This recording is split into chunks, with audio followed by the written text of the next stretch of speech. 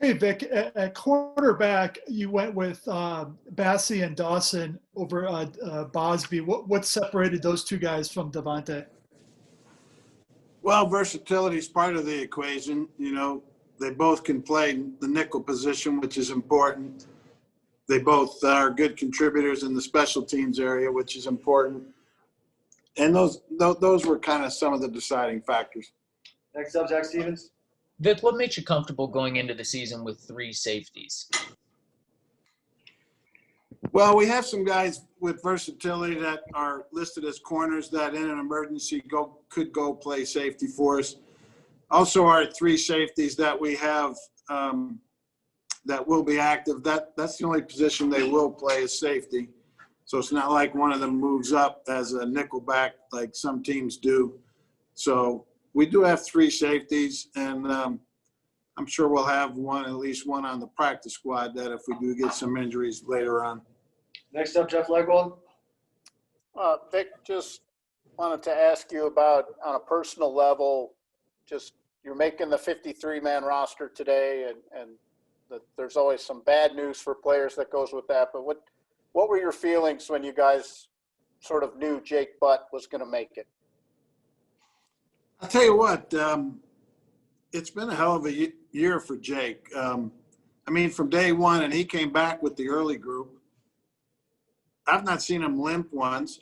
He hadn't been in the training room other than to get the, where they get those boots on him just to refresh their legs.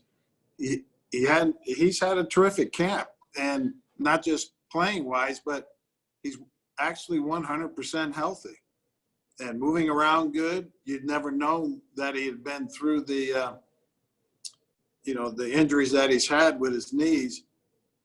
He looks as good as new to me. Next up, Randy Cristal. Vic, when you look at your wide receiver room, you're carrying 7, I guess, with Spencer primarily being a returner. Was that a tough numbers game to decide whether you carry 6 or 7, plus then the Cleveland versus Winfrey battle? Can you just kind of break down that room for us? Yeah, there's 7 there. Obviously, Spence has the return value that gets counted there. We have a good group of receivers, so just took the attitude of, rather than go with the traditional numbers and cut a good player, we're going to try and keep the good players, and obviously KJ's still nursing his hamstring, but we expect him to be healthy soon. You have guys like Cleveland that bring special teams value that are improving daily as receivers. Patrick, big-time special teams value, good receiver. So it's a good group, and that's why the numbers are higher. Justin Hollins, is it a matter of just trying to find the right fit for him? I mean, what happened there that he did, you were obviously high on him last year. He played a lot as a rookie, didn't make it this year. Yeah, we ended up just keeping 4 there as it stands right now, and he was the odd man out at this time. We got Atachu and Malik and obviously Vaughn and Bradley. But, he's a good football player, and if he doesn't get claimed here today, he's definitely a guy that we'll have interest in. Next up, Mark Kisla. Hey, Vic, I got 2. John Elway just said that, he thinks it's going to take a little time to get Chubb up to speed. Will he have a pitch count? And if so, what would that look like? And second, having been to the stadium a couple times now, is there a home field advantage if you don't have fans in that home stadium? I don't think there is, really, to be honest with you. I'll be better able to answer that question after we play next week. But when you don't have 70,000 plus in the stadium, rooting for you, probably most of the home field advantage has disappeared. And what was the other part of the question? The Chubb pitch count, is that? Yeah, he may be on one, may not be. We're gonna see how he does. He's not 100% yet. There's a lot to overcome when you're dealing with the ACL injury that he's had, particularly the position that he plays where he's leaning on people a lot, and taking on the offensive lineman. it could be a pitch count, but I don't think it's a conditioning pitch count. We'll just see how it goes. Next up, Eric. Yeah, Coach, two for you here. First, Essang Bassey, is it more impressive to you that he was able to make the roster as an undrafted guy without preseason games? And then second, you had some Bill Walsh diversity coaching interns during camp. What's next for those guys? Well, first off with Bassey, he came in and, instantly you can see if a guy has instincts or not in the field. And it's kind of in his body to play the game just by the way they carry themselves on the field, what things they see. And he showed that. And, because we didn't have preseason games, we let him work with the first team the other 2 days, and wasn't too big for him. And, we're happy to have him, comparing him to Bryce Callahan at the same stage. We had Bryce way back when Bryce was a college free agent, undrafted. And I'd say Bassey as a nickelback is pretty comparable to where Bryce was at that same point in time. And the other question on the interns, we had James Daniels, who's gone back to his college where he works to back to coaching, and Tony Girardetti, who's an ex-player in the league, who I coached in San Francisco. He's has a good chance to go back to Texas A&M in some shape or form there and work with their program. Both of those guys did a really good job for us. And then Emily Zahler, who worked in the strength and conditioning staff, we're going to keep her on throughout the season. She did a really nice job here. She's very knowledgeable, very passionate about the strength and conditioning aspect. And we're happy to have her, and we're going to keep her on for the entire season. Next up, Artie Stapleton.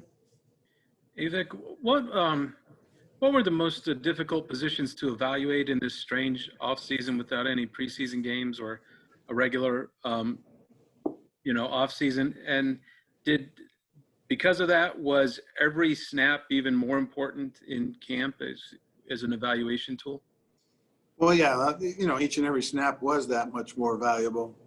I think the positions that were the hardest to evaluate, obviously, are the ones that involve tackling that you don't get to do as much in these types of camps. Your DBs, your linebackers, your running backs, your receivers, tight ends. Are they getting tackled? Are they breaking tackles?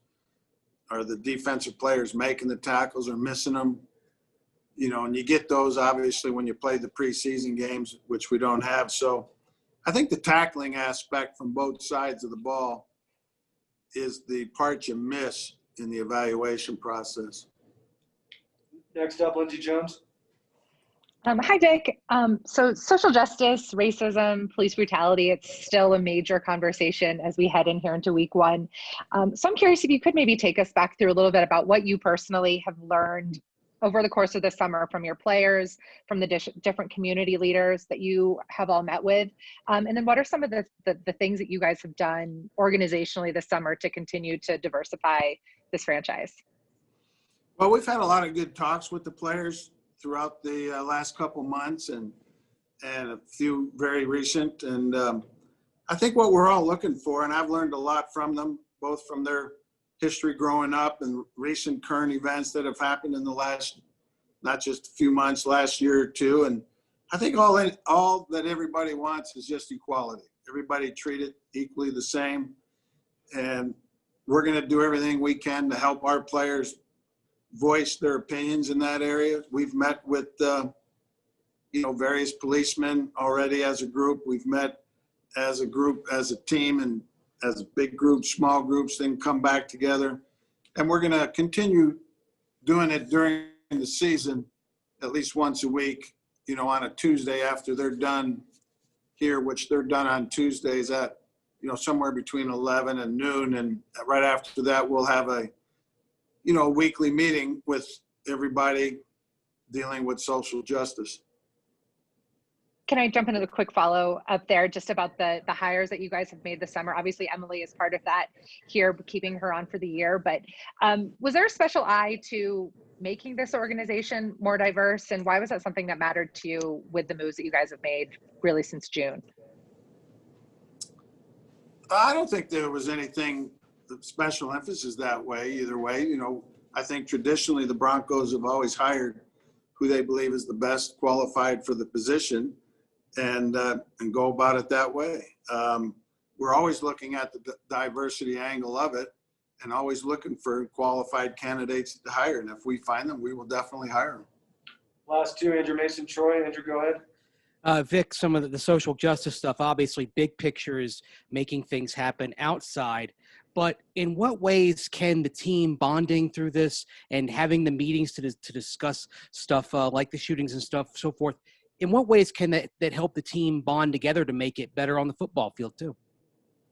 Well, I think anytime you get to know somebody a little bit better and get to see things through the lens they're looking at, not just your own, that can help you be have a stronger relationship with that individual and maybe help the relationship and the bond within your own team. So anytime you can look through other people's eyes and see things that maybe you don't come across in your daily life, you can have a little more empathy for, and also try and help take some action to rectify it. Last one, Troy. Coach, now with camp over, before camp, Elway preached caution and patience with, not caution, but patience with the offense. But now that you're 5 weeks later, what do you see from this offensive group? What is kind of realistic now as you get into the season? More explosive, more dynamic? What do you see now that you've had a chance to look at the film and watch the practices? Well, I like where we're at offensively in our roster. You know, I think we have good players sprinkled throughout all the positions. Obviously, a lot of them are young. A lot of them are still learning. Without the preseason and the offseason, obviously slowed that process down a little bit in some cases. Some guys have gotten injuries that have kept them out of practice here recently. So, but I like the roster. And if you like the roster and you can get it going, you know, I think we have the ability to throw it. I think we have the ability to run it. We got two good running backs. I think we have a commitment to run it. I think we have the receivers and tight ends and backs to throw it to. I think we have a quarterback that can throw it. Our O-line is young in some spots, but I think that they'll be able to do a good job blocking. So I'm excited to see where we're at offensively.